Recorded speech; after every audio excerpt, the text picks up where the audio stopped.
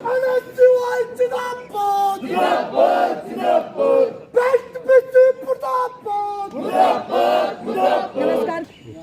इस सरकार इस निकम्मे प्रशासन द्वारा छात्रों की विश्वविद्यालय को चलाने का कार्य किया जा रहा है। हो बर्बाद जो वो सरकार निकम्मी है, जो सरकार निकम्मी है, वो सरकार बदलनी है। छात्र अपना हक मांगता नहीं, किसी से भीख मांगता। मुर्दाबाद मुर्दाबाद मुर्दाबाद। छात्रों के सम्मान में है सिवाय मैदान में। अरे जीना है तो मरना सीखो, कदम कदम पे लड़ना सीखो, कदम कदम पे लड़ना सीखो। जीना है तो मरना सीखो।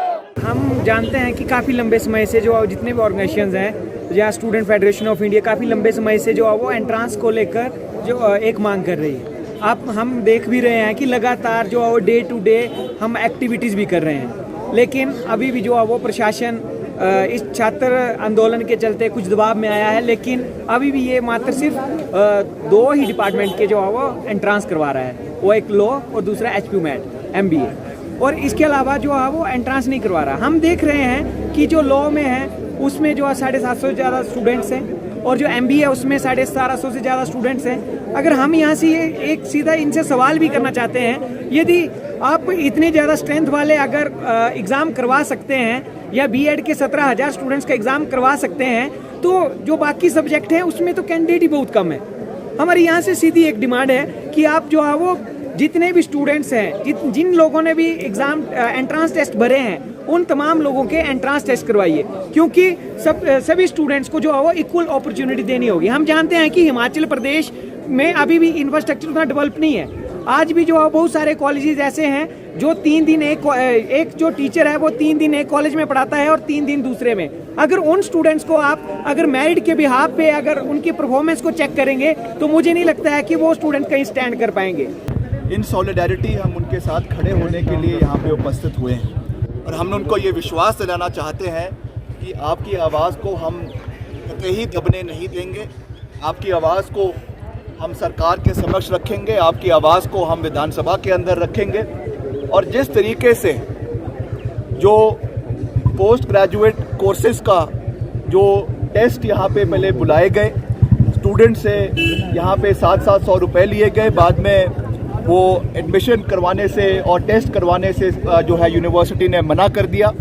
आज हमें बताया गया है कि MBA के और लॉ की जो है टेस्ट हो रहे हैं, मगर पोस्ट ग्रेजुएट कोर्सेज़ के लिए ये नहीं करवाया जा रहा है। ये बहुत अनफॉर्चुनेट है।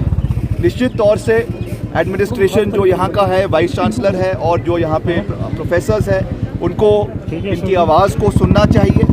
और जैसा हमने पहले भी कहा, ये कोई राजनीतिक अखाड़ा नहीं है, ये कोई राजनीति के लिए हम यहाँ पे उपस्थित नहीं हुए हैं। पिछले 2-3 दिन से सोशल मीडिया में जिस तरीके से जो हाई हैंडेडनेस यहाँ पे स्टूडेंट्स के साथ की गई, जिस तरीके से उनको जो है यहाँ पे एक्सप्लॉइट किया गया, उनको यहाँ पे पुलिस द्वारा उनके ऊपर लाठी चार्ज किया गया, उनको खींच कर जो है उनके ऊपर डंडे मारे गए, ये बहुत अनफॉर्चुनेट है। और ये तानाशाही तरीका जो है यूनिवर्सिटी में बिल्कुल भी हम इस चीज़ को बर्दाश्त नहीं करेंगे। सभी स्टूडेंट्स को अपनी आवाज़ रखने का अधिकार होना चाहिए और यूनिवर्सिटी के जो यहाँ पे एडमिनिस्ट्रेशन में लोग हैं, वाइस चांसलर है, उनको उनकी आवाज़ को सुनना चाहिए। करना ना करना बाद की बात है, वो प्रेरोगेटिव यूनिवर्सिटी का है, उस पर भी हम जो है एतराज़ जताते हैं, मगर अपनी बात को ना रखने देना और उनके ऊपर लाठी चार्ज करना ये बहुत दुर्भाग्यपूर्ण है। और निश्चित तौर से इस आवाज़ को हम आने वाले समय में सरकार के समक्ष उठाएंगे। और जैसा मैंने कहा, ये कोई राजनीतिक अखाड़ा नहीं है, हम यहाँ पे कोई राजनीति करने नहीं आए हैं। यहाँ पे NSUI तो हमारे साथ है ही है, मगर हम और जो पॉलिटिकल और यहाँ पे स्टूडेंट ऑर्गेनाइजेशंस हैं, उनसे भी ये निवेदन करते हैं कि rising above political lines and rising above political ideology, हम सबको स्टूडेंट इंटरेस्ट में यहाँ पे इकट्ठा होने की आवश्यकता है। और आपकी आवाज़ को हम मिलकर जो है वो विधानसभा में उठाएंगे, सरकार के समक्ष उठाएंगे। और जो ये जो चीज़ यहाँ पे जो ये निर्णय लिया गया है, इसको रोल बैक करने पे जो है यूनिवर्सिटी को मजबूर किया जाए। निश्चित तौर से जब कांग्रेस पार्टी की सरकारें रही, हमने ये कोशिश करी, जो हमारे चांसलर्स आए, वाइस चांसलर्स आए, they should be of some repute, educational repute, जो पूरे देश से जिनको बुलाया जाता था। आज जो क्वालिफिकेशन आपके चांसलर्स के लिए, वाइस चांसलर्स के लिए रखी जा रही है, that is the proximity to Nagpur and Nabha.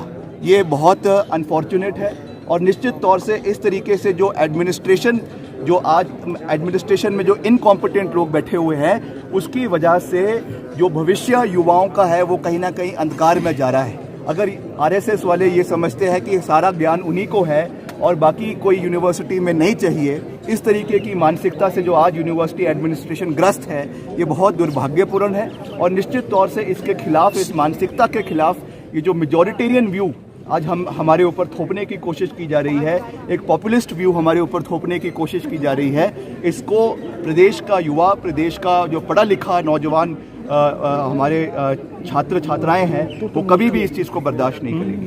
हाँ, निश्चित तौर से हम सब उनसे मिलेंगे और इस मुद्दे को उनके समक्ष रखेंगे और आशा करेंगे कि वो हमारी आवाज़ को सुने और सरकार के समक्ष इसको रखें और खुद जो as a vice chancellor also उस पर एक्शन ले और युवाओं को जो है रिलीफ इस मुद्दे पर दे। हिमाचल प्रदेश विश्वविद्यालय ने इस बार पीजी में एडमिशन्स के लिए प्रवेश परीक्षा न करवाने का फैसला लिया है, जिस फैसले के विरोध में लगातार छात्र संगठनों द्वारा धरना प्रदर्शन किया जा रहा है।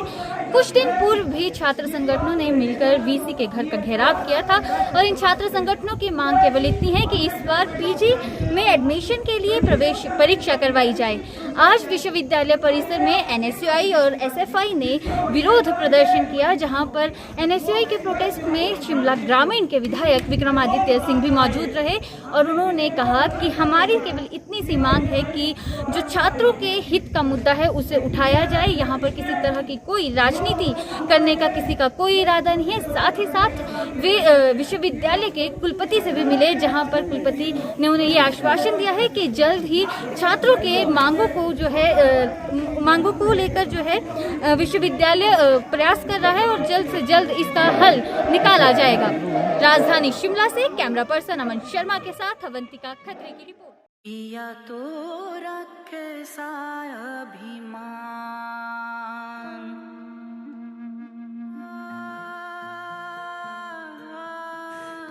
घर से दूर होकर भी दिल को हमेशा यह एहसास रहता है, उनका प्यार और फिक्र हमेशा मेरे साथ रहता है।